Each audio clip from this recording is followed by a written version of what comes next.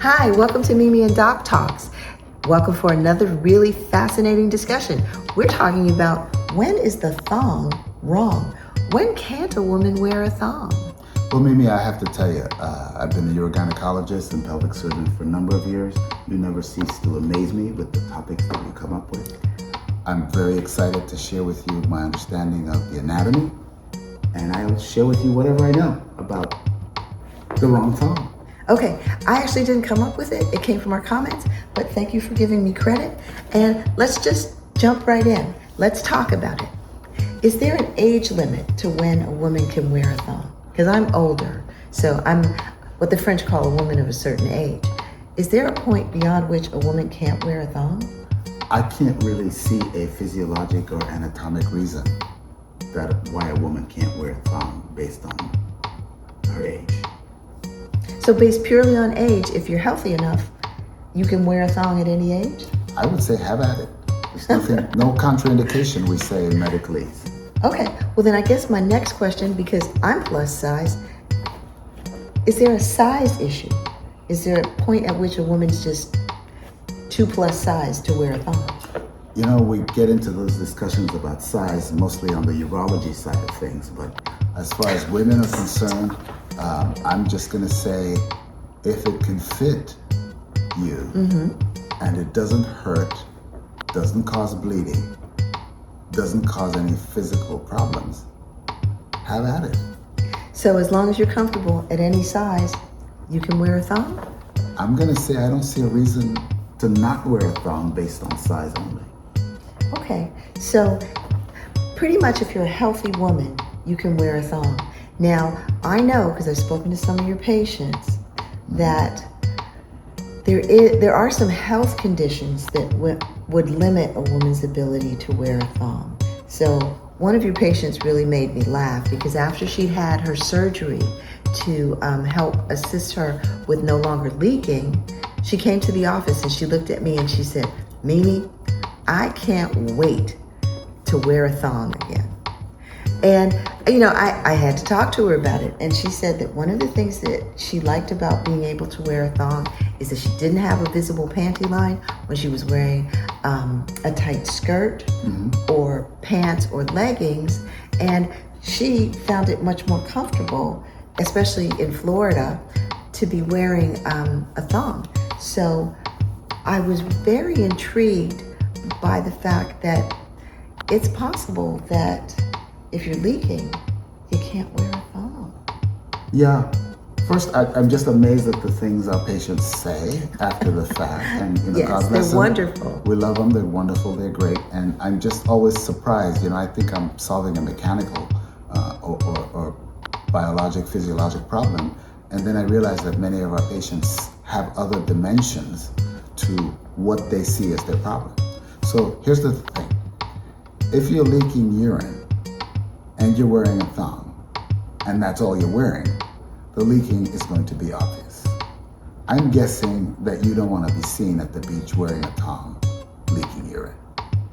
So then the question becomes, what do you do about it? Yes, because that's important for a lot of women. Right, so the whole idea behind the thong is visibility. So sticking a pad in front of the thong doesn't help the visibility question because you're back to having this bulge that you didn't want in the first place. Yeah, so your confidence, your fashionability is really compromised. Right. So I would think that if you're leaking, you probably wouldn't be comfortable wearing a thong because of all of the other things you have to do to make the leakage not be a problem for you. So here's the big question, and I'd like you to go into it a little further. What can be done about leaking? Start with sort of the simplest and most common and work your way to, for example, surgical interventions, which, you know, are effective, but they are surgery. So please tell us. Sure. So here you are as a woman, and I have to say I hadn't thought about it this way before, but you bring out the best in me. What can I say? Okay. So if you're leaking and that's cramping your style and limiting your ability to flaunt your thong, then you want to talk about what kind of things you can do to make you not leak so you can go wear your thong again. I get that. I understand it.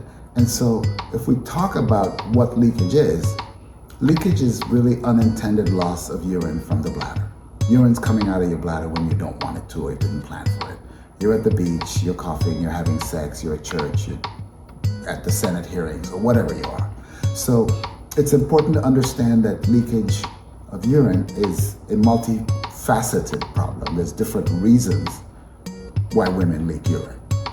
And understanding what the core reason behind why that particular woman is leaking is important so that we can look for ways to try and fix it.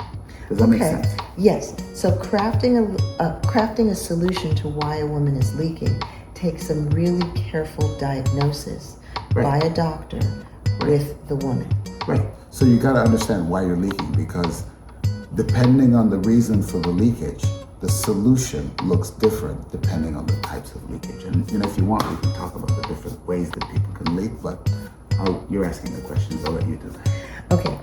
Can we do that briefly? Because I know that it can get quite complicated. But why don't you talk about the two main ways that women experience leaking? So the two big ways that a woman who's not had any prior surgery or doesn't have cancer and tumors and things like that, two big reasons why women would leak. One is called leaking related to an urge. You feel a sudden urge to urinate and you can't defer it. You leak before you can get to the bathroom. Urge leaking. So that's when you're out with your girlfriends and you can't figure out why they jump up from the table every 15 minutes to run to the bathroom. Urge leaking. So that's called urge type incontinence, generally speaking. The other type of leakage is called stress incontinence, and stress, not mental stress, but stress related to hidden stress on the bladder, like with a cough, a run, a jump, you're yelling at the kids, yelling at the husband, those kinds of things. Increases the pressure in the abdomen, and that leads to a jet of urine squirting out, the spritz, if you will. And that's called stress incontinence. Both are treated differently. You have to know which one you're dealing with in order to treat it appropriately.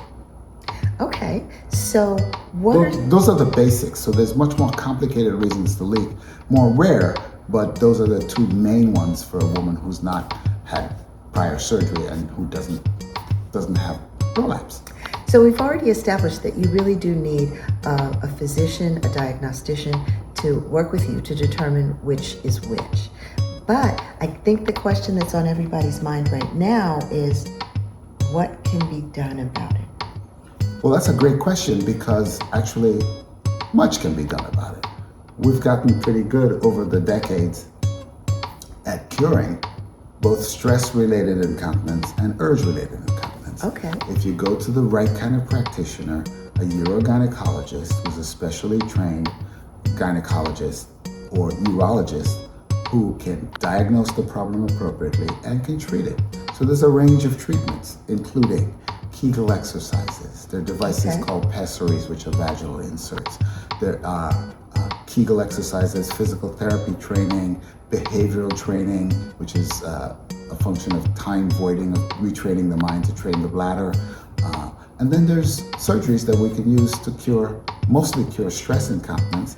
What about devices that you can just buy on Amazon that you kind of stick in your panties and they do Kegel exercises for you? Sure. So I've seen more and more of those devices available over the counter. There used to be a device that you could insert into the vagina that would help stop urine related to stress incontinence. I think that device has been since withdrawn. There are some others. There are other devices that will stimulate the pelvic floor muscles and force you to do Kegels, kind of like TENS units, if you will, muscle tensioners, little pacemakers. I don't know how well those work, quite frankly. I haven't seen the research data on them, but they're purported to be over the counter that are usable for treating incontinence. Certainly pessaries. The age-old trick that women use is the leg crossing technique, that you cross your legs. Okay, come on. I'm not sure how so well that when works. those don't work? When those don't work, again, we back down to investing in a qualified, capable, well-trained urogynecologist or urologist that's skilled at treating these kinds of problems, that you go in for an evaluation. They evaluate you. They can do some simple tests in the office to help validate what the problem is. And it can start with medication. If it's as simple as urge incontinence, sometimes medication will do it. Sometimes if you're in the menopausal phase, Treating you with vaginal estrogen can do it. Okay. A visit to the physical therapist can do it. Those are all non-invasive methods that do require a proper diagnosis in order to kind of get you going on that. And if those things don't work, then you can also head towards a surgical solution, which can get 85 to 90% cure rates for this problem. Wow, well, that's pretty amazing. So if you are going the surgical route, what do you expect? How long do you have to take to recover? Sure. So there are two different classes of surgeries. One surgery is for the urgency incontinence, and that basically involves implanting a pacemaker for the bladder. Kind of like a heart pacemaker, but this is a pacemaker for the bladder. It's implanted usually in 2 stages, and it stimulates the nerves that control the bladder and can get rid of urgent incontinence. It's minimally invasive. It's usually an in and out procedure. Most places will require that you come back 2 times, one for the test phase to prove that it can work, and the second is for the permanent implant phase. There's a battery that's implanted underneath the skin for the pacemaker. It can last 15 or more years, 15 or more. Wow. If you're going down that pathway, some of them are even rechargeable so that you can recharge at your convenience.